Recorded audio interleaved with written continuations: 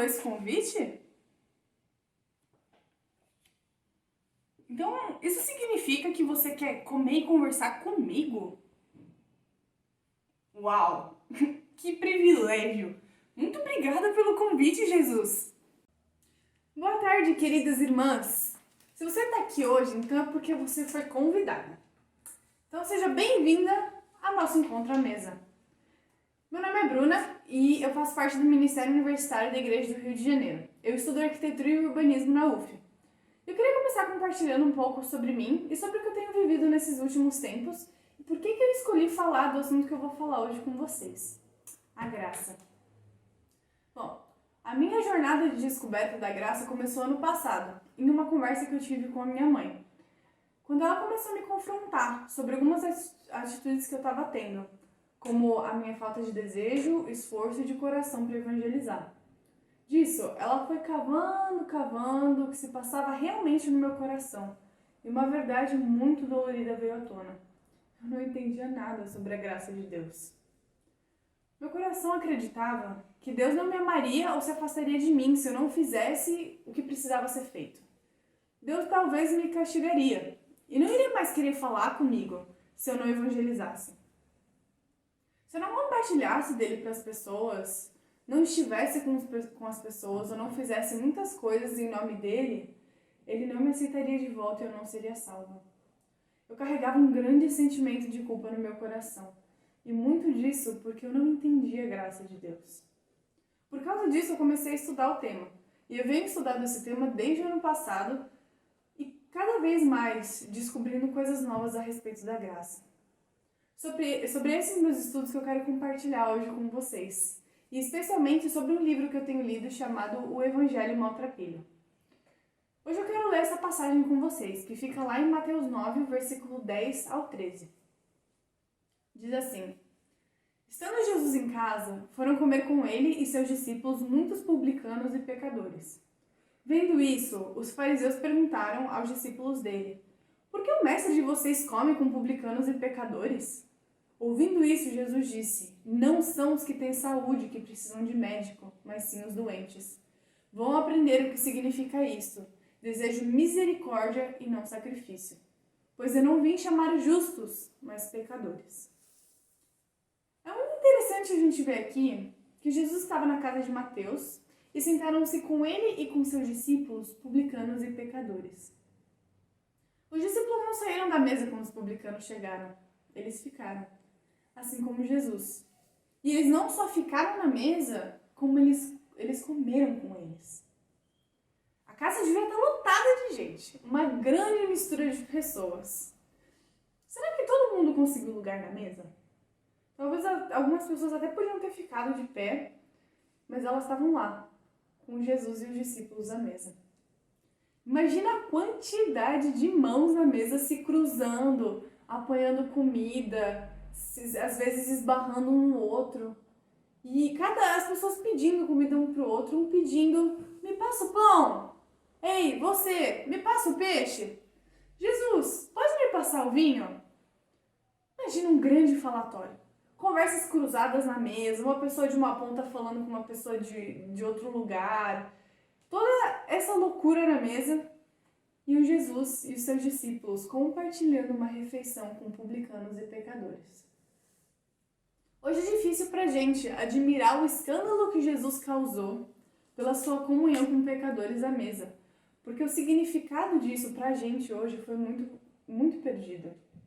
Principalmente para nós, brasileiros e cariocas, que a gente gosta de estar com as pessoas, de falar, de comer junto, que a gente conhece a pessoa, já convida para comer em casa, às vezes uma pessoa que a gente nem conhece direito, a gente também convida. Mas na verdade, parando para pensar, o que significa comer à mesa na época de Jesus? Compartilhar uma refeição com alguém era garantia de paz, confiança, fraternidade e perdão. O compartilhamento da mesa simbolizava um compartilhamento da vida. Um judeu ortodoxo dizendo: eu gostaria de jantar com você, é uma metáfora que na verdade significa: eu gostaria de ter uma amizade com você. Até mesmo hoje, um judeu americano ele pode tomar um café com você, pode ir numa padaria, mas estender um convite para jantar é dizer: venha para o meu Mikdash Me'at, a miniatura de santuário da minha mesa de jantar, onde nós celebraremos a experiência mais sagrada e bela que a vida proporciona, a amizade. Nessa época do judaísmo palestino, do primeiro século, o sistema de classes era aplicado rigorosamente. Era legalmente proibido associar-se com pecadores que estavam fora da lei. O convívio à mesa com mendigos, pobres, pedintes, coletores de impostos e prostitutas era religiosamente, socialmente e culturalmente um tabu. E é por isso que a prática de Jesus de convívio à mesa causou tantos comentários hostis de pessoas de fora do ministério dele. E obviamente, como a gente vê nessa escritura, não escapou a atenção dos fariseus que Jesus ele pretendia ser amigo dos discriminados. Jesus ele não estava apenas quebrando a lei, ele estava destruindo a própria estrutura da sociedade judaica. Os fariseus, vendo Jesus não só falar com essas pessoas, mas jantar com elas, perguntaram, não a Jesus, mas para os seus discípulos, porque ele estava fazendo isso. E na verdade, eu acredito que os fariseus não esperavam que Jesus fosse ouvir a pergunta que eles fizeram. Isso deve ter pegado eles de surpresa. A vergonha de terem sido ouvidos deve ter atingido eles. Mas Jesus responde, em meio a todas aquelas pessoas que estavam sentadas à mesa, usando as escrituras e levando eles a uma reflexão sobre as próprias vidas. Jesus diz a eles, vão aprender o que significa isto. Desejo misericórdia e não sacrifício. E não só isso. A resposta de Jesus revela sua missão, propósito e reflete o evangelho da graça. Não são os que têm saúde que precisam de médico, mas sim os doentes, pois não vim chamar justos, mas pecadores. Muitas vezes a gente pode acreditar que a salvação ela pertence aos religiosos e àqueles corretos moralmente. E o livro ele traz uma frase muito interessante sobre isso. Diz assim, podemos acreditar que a salvação pertence àqueles que permanecem a uma distância segura dos becos da existência, jogando seu julgamento àqueles que foram sujos pela vida. Mas na verdade, isso não é o evangelho. Jesus ele veio para pecadores, para aqueles expulsos como coletores de impostos e para aqueles pegos em escolhas miseráveis e cheios de sonhos falhados para contar. Jesus ele vem para executivos de empresa, para pessoas de rua, famosos, agricultores, prostitutas, viciados, vítimas de AIDS e vendedores de carros usados. Na verdade, Jesus ele vem para todos. Jesus, que perdoou o pecado de muitos, proclama que ele convidou pecadores e não os hipócritas farisaicos para sua mesa. Quem são esses convidados de honra de Jesus, então? São os pecadores, são os miseráveis. E ao aceitá-los como amigos iguais, Jesus tirou deles a vergonha, a humilhação e a culpa. Jesus deixou claro que eles eram importantes para ele como pessoas. Jesus deu de novo para eles o senso de dignidade e libertou eles dos antigos cativeiros ao qual eles ainda estavam presos. E o contato físico que ele deve ter tido à mesa com eles, os esbarrões talvez, o toque de mãos quando foram pegar alguma comida, deve tê-los feito sentir-se amados e aceitáveis. E esse compartilhamento de refeições ocorria com tanta regularidade que Jesus foi acusado de ser um beberrão e comilão. Olha isso! Eu acho que para falarem isso de Jesus não era uma vez ou outra que ele se encontrava com essa galera. Eu acho que isso acontecia com bastante frequência. Eu gostaria de ler mais uma frase do livro que fala sobre essa comunhão na mesa. Diz assim, através da comunhão na mesa, Jesus ensinou ritualmente sua visão do amor indiscriminado do Abba, um amor que faz seu sol nascer sobre homens maus, assim como bons, e sua chuva cair sobre homens honestos e desonestos. A inclusão de pecadores na comunidade da salvação, simbolizada na comunhão da mesa, é a expressão mais dramática do evangelho maltrapilho e do amor misericordioso do Deus Redentor. Talvez, nós sentados à mesa, a gente pode olhar para o lado e não gostar de alguma companhia que estão ali sentadas conosco.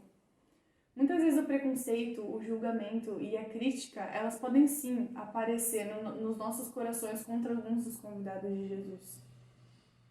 Eu mesma já tive muita dificuldade de aceitar pessoas LGBT, pessoas extremamente orgulhosas, moradores de rua e outros marginalizados.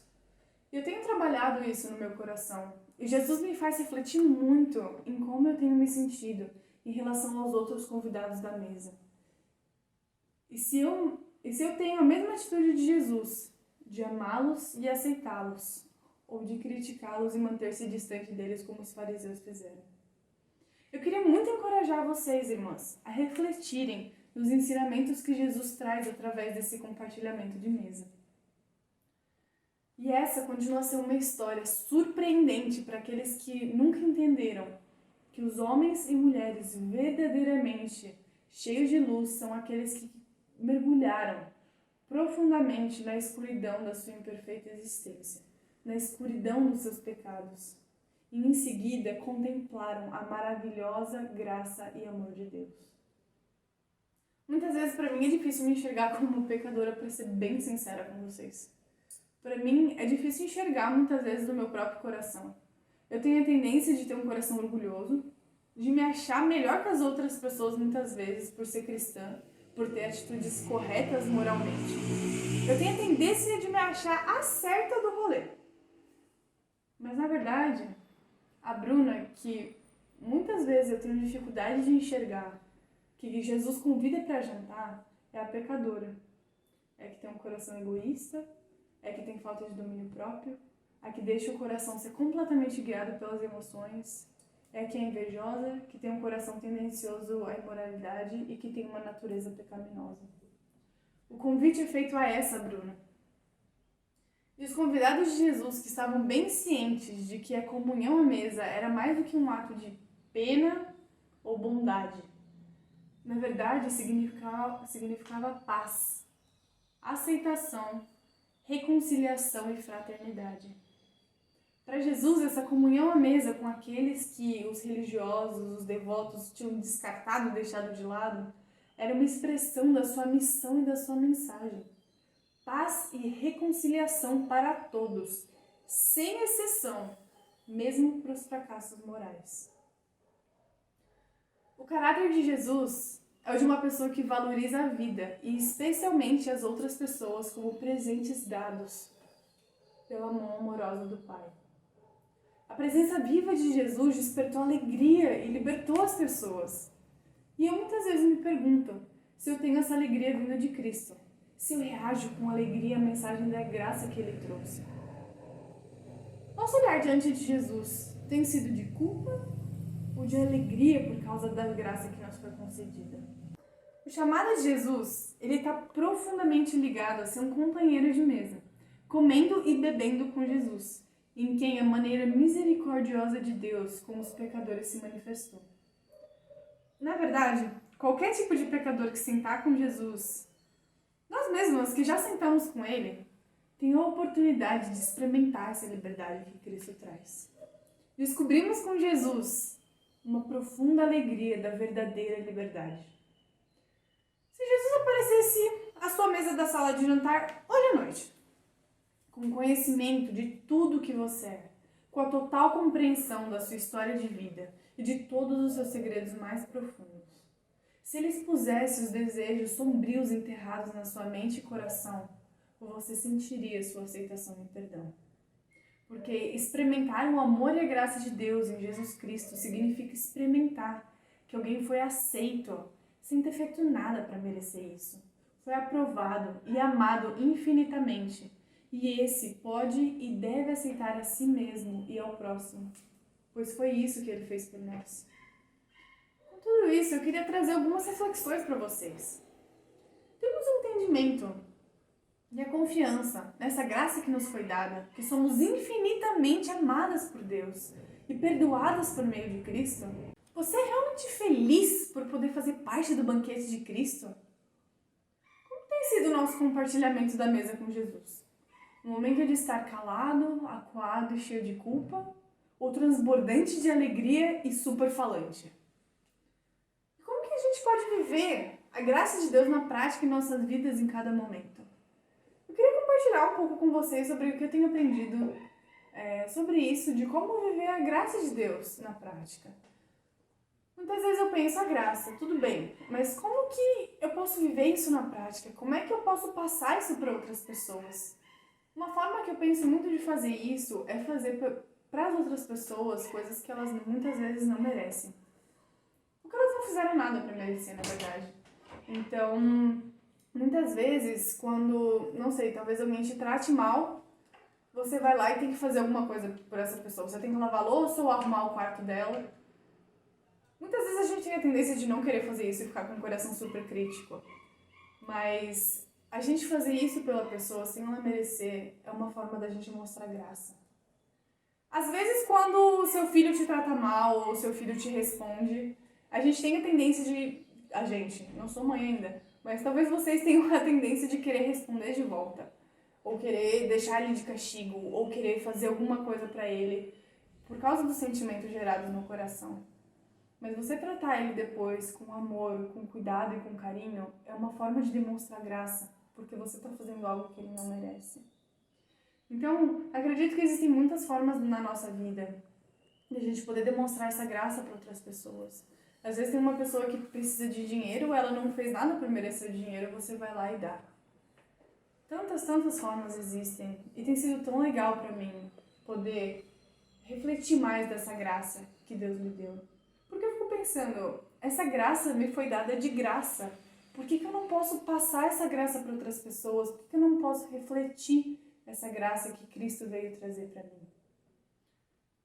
E além disso, como podemos ser aqueles que espalharão um convite para a mesa, que trarão pessoas para se assentarem conosco num banquete com Jesus? Como podemos ser essas mulheres? Hoje eu continuo estudando esse assunto e eu ainda tenho muitas e muitas coisas para aprender sobre ele. Mas hoje eu consigo enxergar muito mais claramente a graça de Deus na minha vida. A sua graça é um presente merecido e para mim se reflete muito nesse pensamento. Quando eu faço coisas boas, quando eu ajo corretamente, tentando presentear Deus com as minhas ações, na verdade, essas coisas boas que eu faço são presentes de Deus para mim e não meu para Ele.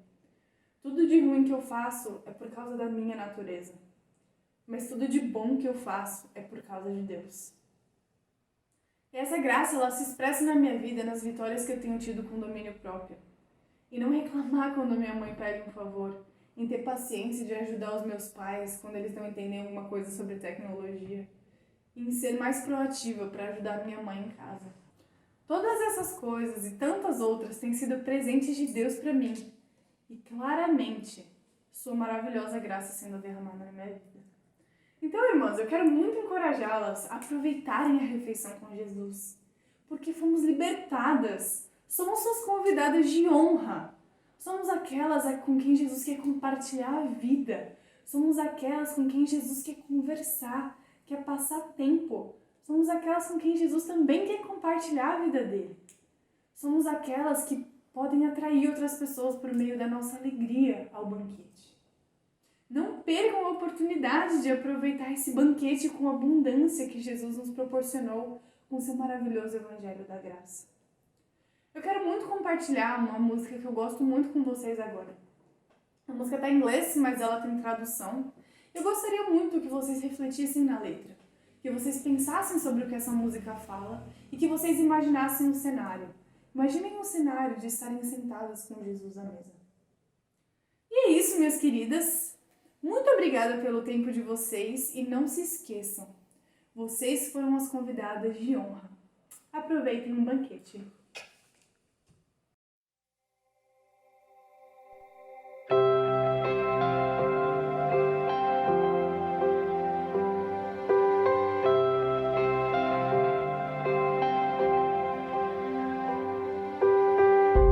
We all start on the outside looking in. This is where grace begins. We were hungry, we were thirsty, with nothing left to give. Oh, the shape that we were in. just when all hope seemed lost, love opened the door for us. He said, come to the table, come join the sinners who have been redeemed. Take your place beside the Savior. Sit down and be set free. Come to the table.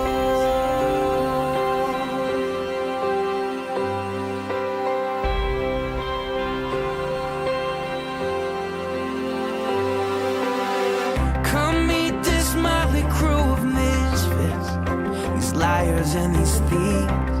There's no one unwelcome here.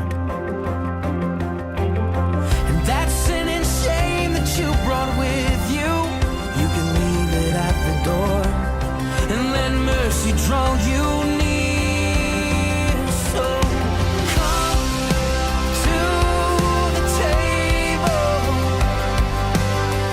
come join the sinners who have been redeemed. Take your place beside the Savior. Sit down and be set free. Come to the table. Come to the table. To the thief and to the doubter, to the hero and the coward, to the prisoner and the soldier, to the young and to the older, all who hunger, all who thirst, all the last and all the first, all the paupers and the princes, all who failed, you've been forgiven, all who dream and all who suffer, all who loved and lost another, all the chained and all the free, all who follow, all who lead, anyone who's been let down, all the lost who have been found, all who've been labeled right or wrong, to everyone who hears this song. Come to the table, come join the sinners, you have been redeemed. Take your place beside the Savior. Sit down and be set free. Oh, sit down and be set free. Come to the table. Come to the table.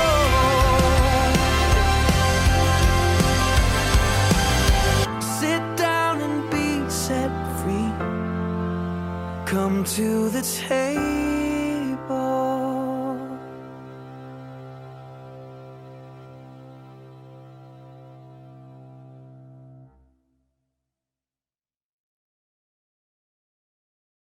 Olá, irmãs e amigas, esse é o momento do nosso louvor. Que consolação tem meu coração, descansando no poder de Deus. Ele tem prazer em me proteger, descansando no poder de Deus. Descansando nos eternos braços do meu Deus, vou segurar, descansando no poder de Deus. Sempre avante vou, bem contente estou, descansando no poder de Deus. Tudo hei de vencer pelo seu poder, descansando no poder de Deus. Descansando nos eternos braços do meu Deus, vou segurar, descansando no poder de Deus. Lutar sem cessar, hei de atravessar, descansando no poder de Deus.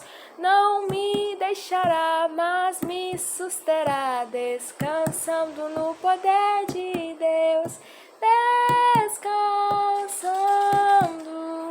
nos eternos braços do meu Deus. Vou segurar, descansando no poder de Deus, descansando nos eternos braços do meu Deus. Vou segurar, descansando no poder de Deus.